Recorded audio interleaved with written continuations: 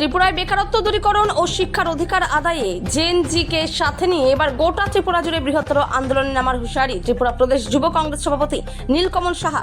সোমবার দুপুরে আগরতলা ত্রিপুরা প্রদেশ কংগ্রেস ভবনে আয়োজিত এক সাংবাদিক সম্মেলনে যুব কংগ্রেসের ত্রিপুরা প্রদেশ সভাপতি নীলকমল সাহা বিজেপিকে হুঙ্কার দিয়ে বলেন, ত্রিপুরার বর্তমান ক্রমবর্ধমান বেকার সমস্যা এবং যুব সমাজের মধ্যে নেশার মারাত্মক প্রসার রুখতে তরুণ প্রজন্ম তথা জেনজিকে একত্রিত করে খুব শীঘ্রই মাটি কামড়ে আন্দোলন গড়ে তোলা হবে। সাংবাদিক সম্মেলনে যুব কংগ্রেস সভাপতি নীলকমল সাহা শিক্ষার অধিকার আইন 2009 প্রসঙ্গ টেনে বিজেপি শাসিত ত্রিপুরা সরকারের নীতিকে তীব্র আক্রমণ করেন। ত্রিপুরা থেকে বিক্রম কর্মকারের রিপোর্ট, বিগ নিউজ বাংলা। যে সরকার আছে, ভারতীয় জনতা পার্টির সরকার, যে সরকার বছরে 50,000 চাকরি দেওয়ার কথা একসময় বলেছে এবং ইদানিং দিনে আমরা দেখছি যে এই রাজ্যের থেকে বহির্রাজ্যে গিয়ে এই ভারতীয় জনতা পার্টির যারাই নেতা কর্মী এবং মুখ্যমন্ত্রী গিয়ে বলছে যে ত্রিপুরা মডেলে কাজ করা উচিত, বিকশিত ত্রিপুরা। আমরা দেখছি চারিদিকে যেভাবে উনি অন্য রাজ্যে গিয়ে মিথ্যা কথা বলছে এবং যুবকদের বিভ্রান্ত করছে, সেটা তার ওনার কথার সঙ্গে নীতি আয়োগের কথার কোনো মিল নেই।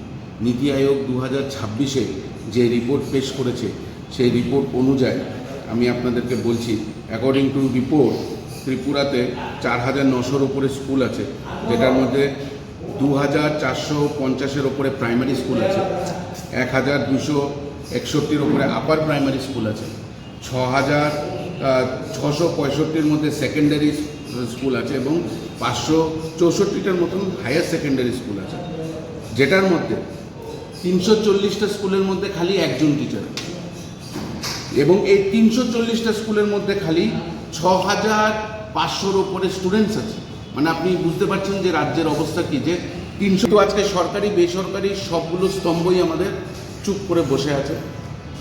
মোটামুটি 15,000-এর মতন রিটায়ারমেন্ট হয়েছে এই 2026-এর রিপোর্ট অনুযায়ী, কিন্তু 15,000-এর মধ্যে কয়টা রিটায়ারমেন্ট পোস্টগুলো, এই শূন্য পদগুলো পূরণ করা হয়েছে?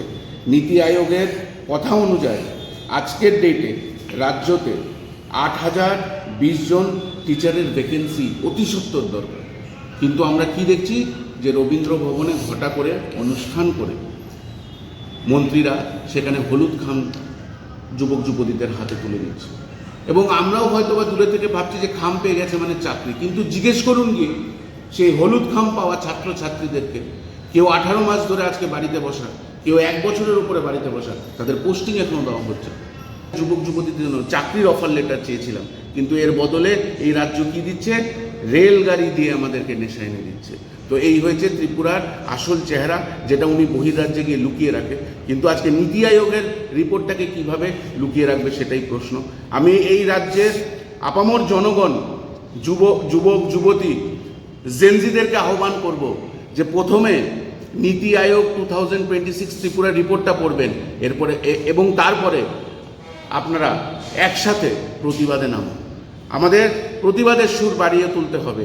ত্রিপুরা প্রদেশ যুব কংগ্রেস ইতিমধ্যেই রাজ্যব্যাপী আন্দোলনে নামছে চাকরির জন্য, বৈধ চাকরি যেগুলো এখনো পাওয়া হচ্ছে না তার জন্য, এবং শূন্য পদগুলো কবে ভর্তি হবে তার জন্য আমরা নামব। এবং আমি আহ্বান জানাচ্ছি আপনাদের থ্রুতে যে এই রাজ্যের যত বেকার যুবক যুবতীরা আছে, যত জেনজিরা আছে, তারা আমাদের হাত শক্ত করুন এবং একসাথে আওয়াজ তুলুন।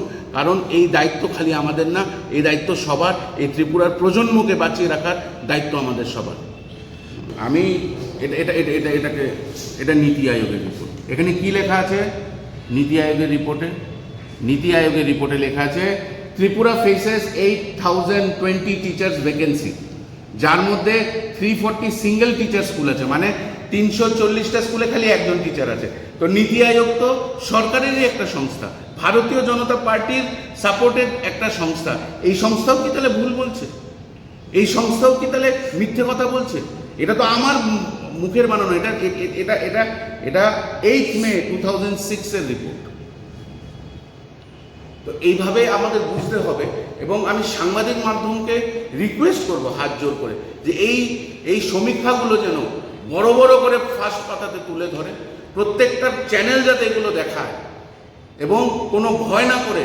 যেহেতু সাংবাদিকতা এবং সাংবাদিকরা হচ্ছে আমাদের চতুর্থ স্তম্ভ, আমাদের সবাইকে এই সমীক্ষাগুলো, এই নীতি আয়োগের সমীক্ষাগুলো যেন তুলে ধরে যে ত্রিপুরাতে আসলে বেকার সমস্যার সমাধান যে হচ্ছে না, এবং এই বেকারদেরকে নিয়ে যে দিনের পর দিন এই হলুদ খামের ছিনিমিনি খেলা, এই খেলা যাতে অতি সত্বর বন্ধ হয়।